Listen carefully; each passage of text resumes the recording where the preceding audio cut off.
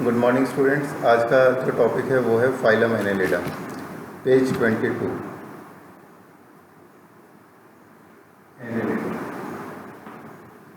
ये वाली जो फाइलम है इसमें भी ऑर्गेनिजम्स जो हैं वो वॉर्म्स ही होते हैं, जैसे कि एक फिगर 4.11 दिया है, नेरिस और हिरोडिनेरिया।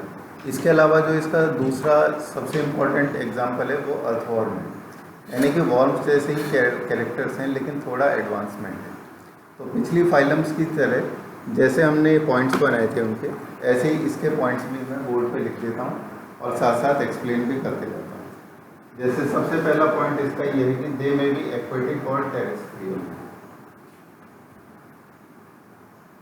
एक्वेटिक और टेरेस्ट्रियल, इसका मतलब ये दोनों ही जगह पर रहते हैं। सेकंड पॉइंट है they are free living and sometimes parasitic, free living and parasitic.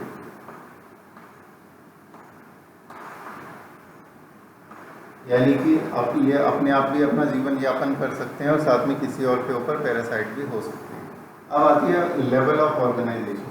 इनके अंदर organ system level of organisation है, पहली बार किसी ऑर्गेनिज्म के अंदर ऐसा देखने को मिलता है। तो इस तरह की जो चीज़ें हैं ये ना बार बार रिपीट होंगी, जैसे कि लेवल ऑफ ऑर्गेनाइजेशन क्या है और कितनी जर्मिनल लेयर्स हैं, सिलोम है या नहीं, ये सारी, और सिमेट्री क्या है। आगे इन्होंने नेक्स्ट लाइन में वही लिखा है कि दे आर ट्रिप्लोब्लास्टिक, यानी कि 3 जर्मिनल लेयर्स होती हैं, triploblastic, ectoderm, endoderm and mesoderm. इसके बाद है मेटामेरिकली सेगमेंटेड, यानी कि इनकी बॉडी में सेगमेंट्स पाए जाते हैं। सेगमेंट्स पाए जाने का मतलब ये है कि बॉडी अलग अलग सेक्शंस में डिवाइड है जो एक दूसरे से मिलते जुलते हैं, तो सेगमेंटेशन इनके अंदर होता है।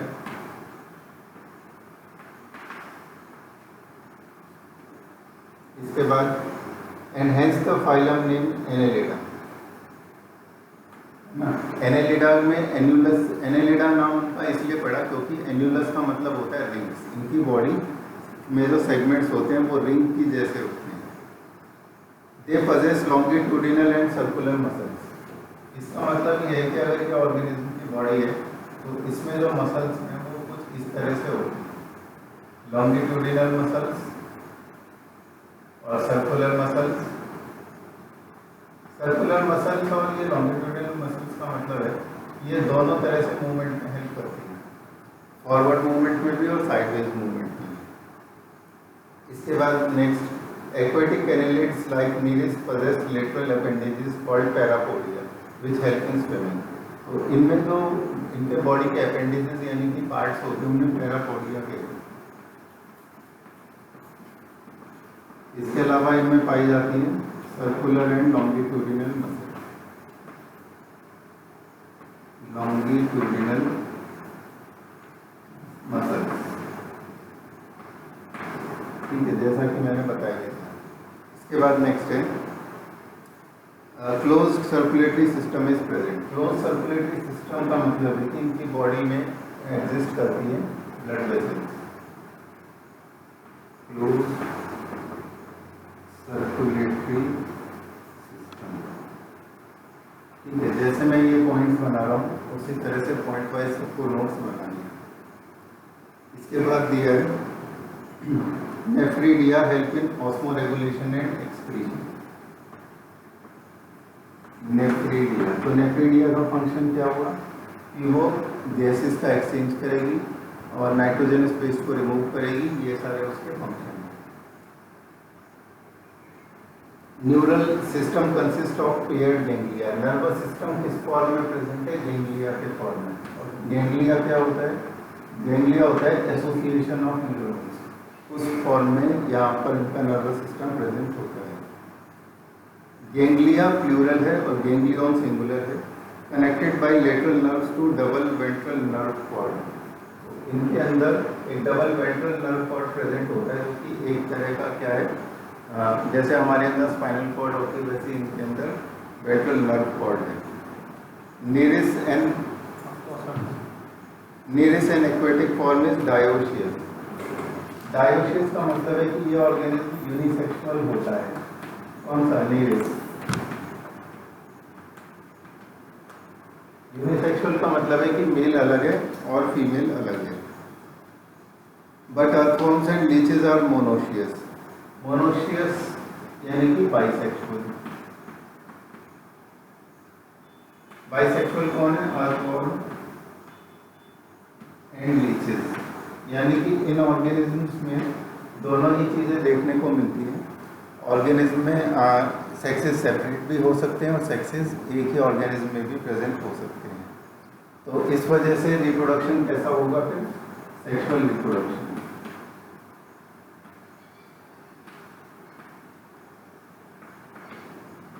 ठीक है, अब आते हैं इनके एग्जाम्पल्स दिए इन्होंने। नीरिस अर्थवर्म, यानी कि अर्थवर्म का साइंटिफिक नेम दिया है फेरेटिमा, पोस्थुमा और हिरुडिनेरिया यानी कि लीच। इसके बाद हम बढ़ते हैं next phylum arthropoda.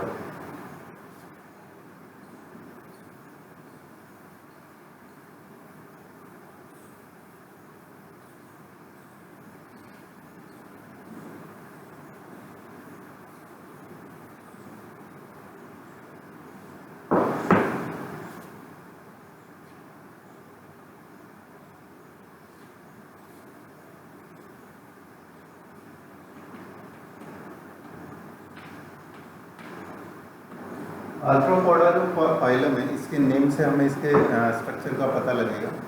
Arthro means होता है जॉइंट और पोडा मीन्स होता है लेग्स, यानी कि इनके पास होते हैं जॉइंटेड लेग्स। इनकी लेग्स में जॉइंट्स प्रेजेंट होते हैं। इनके पास 3 पेयर ऑफ लेग्स होती है।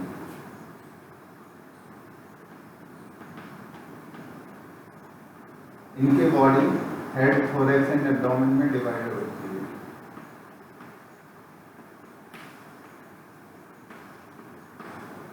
इनकी बॉडी के 3 पार्ट्स होते हैं, हेड, थोरैक्स एंड एब्डोमेन। इसके अलावा इनके पास कुछ और फीचर्स होती हैं, जैसे कि ये अलग अलग कंडीशंस में रह सकते हैं, टेरेस्ट्रियल में, एक्वेटिक में और एरियल कंडीशंस में, तीनों में ये रह सकते हैं। इसकी फर्स्ट लाइन में लिखा है कि this is the largest phylum of Animalia which includes insects. Over 2/3 of all named species on earth are arthropods.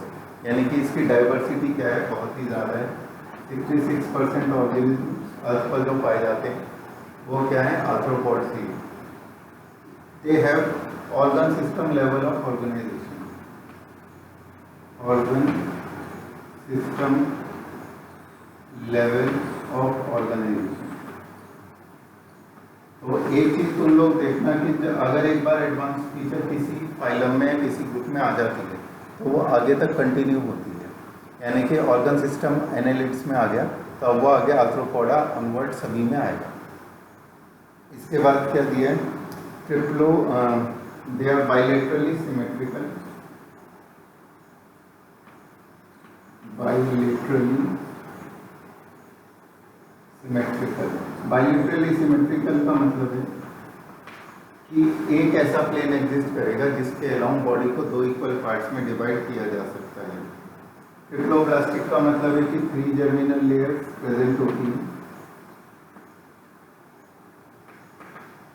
In organism के अंदर सिलोम प्रेजेंट होता है, यानी कि सिलोमेड ऑर्गेनिजम्स होते हैं। ठीक है, इसके बाद नेक्स्ट है body of arthropods is covered by chitinous exoskeleton. इनके बॉडी के अंदर स्केलेटन नहीं होता, और बाहर में स्केलेटन होगा जो कि बना होगा काइटिन नाम के सब्सटेंस का। Chitinous exoskeleton. एक्सोस्केलेटन का मतलब है कि बॉडी के बाहर की तरफ स्केलेटन है, और काइटिनस का मतलब है कि वो काइटिन से बना हुआ है। ठीक है, इसके बाद आगे the body consist of head, thorax and abdomen. ये तो मैंने लिख ही दिया है। They have jointed appendages. Respiratory organs are gills, book lungs और tracheal system. Respiration by gills, अगर वो एक्वेटिक होंगे तो gills, book gills, book lungs. ठीक है, बुक लंग्स और tracheal system. Circulatory system open type होता है। Open circulatory system. Open circulatory system का मतलब है कि ब्लड वेसल्स में ब्लड फ्लो नहीं करेगा, ब्लड फ्लो करेगा कैविटीज़ में, और वो कैविटीज़ क्या होंगी, वो एक तरह से ओपन कैविटीज़ होंगी। इसके बाद sensory organs like antenna, eyes, statocyst और balance organs are present. Antenna जिनका काम क्या होता है, आसपास के एनवायरनमेंट को सेंस करना। इसके अलावा आईज जिनका काम होता है आसपास देखना, और स्टेटोसिस्ट जिसका काम होता है बैलेंसिंग ऑर्गन, वो बैलेंस बनाने में हेल्प करता है। एक्सक्रीशन होगा मेल्पिजियन ट्यूब्यूल्स से, एक्सक्रीशन बाय मेल्पिजियन ट्यूब्यूल्स। ठीक है, इसके बाद एक्सक्रीशन मेल्पिजियन ट्यूब्यूल्स से है। They are mostly dioecious. Dioecious का मतलब है कि ऑर्गेनिज्म यूनिसेक्सुअल होता है। यूनिसेक्सुअल का ही दूसरा मीनिंग डायोशियस होता है। और इन दोनों का मतलब क्या हुआ कि मेल अलग होता है और फीमेल अलग होती है। फर्टिलाइजेशन इंटरनल होता है। इंटरनल फर्टिलाइजेशन का मतलब क्या है कि ऑर्गेनिज्म की बॉडी के अंदर जाकर गैमेट्स फ्यूज होते हैं। Internal fertilisation. They are oviparous.